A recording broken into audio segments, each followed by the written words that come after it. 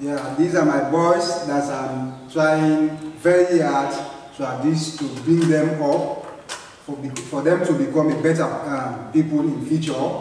Then at the same time, it is not easy to become a teacher, and more especially to teach a place like this.